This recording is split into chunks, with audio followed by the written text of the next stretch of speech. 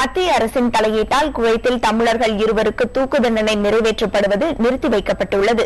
இது தொடர்பாக குவைத்திற்கான புதிய தூதர் சதீஷ் மேத்தா வெளியுறவுத்துறை அமைச்சகத்திற்கு மின்னஞ்சல் ஒன்றை அனுப்பியுள்ளார். தமிழகத்தைச் சேர்ந்த சுரேஷ் சண்முகசுந்தரம், காளிதாஸ் செல்லையன் ஆகிய இருவருக்கும் கொலை வழக்கில் தூக்கு தண்டனை விதிக்கப்பட்டிருப்பது கடந்த வெள்ளிக்கிழமை தெரியவந்ததாக அவர் கூறியுள்ளார்.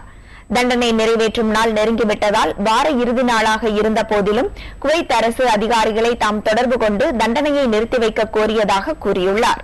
குவைத் சட்ட அமைச்சர் ஆகாப் உள்ளிட்டோர் தலையீட்டின் பேரில் தமிழர்களுக்கு தூக்கு தண்டனை நிறைவேற்றுவது தற்காலிகமாக ஒத்திவைக்கப்பட்டிருப்பதாக இந்திய தூதர் தெரிவித்துள்ளார். தூக்கு தண்டனையை குறைப்பதற்கான முயற்சிகள் மேற்கொள்ளப்பட்டு வருவதாகவும் குவைத்திற்கான இந்திய தூதர் தெரிவித்துள்ளார்.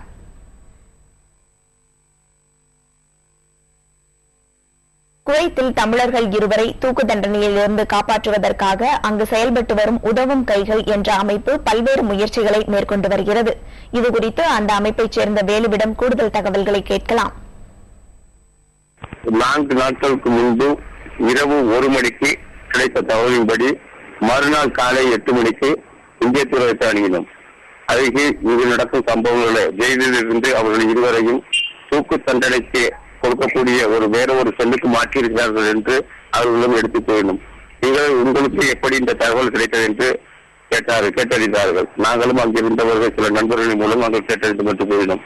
பிறகு அவர்கள் தொடர்பு கொண்டு 2 நாட்களாக தொடர்பு கொண்ட பிறகுதான் இன்றுதான் தூதரத்திலிருந்து எங்களுக்கு ஒரு நல்ல தகவலை கிடைத்தது.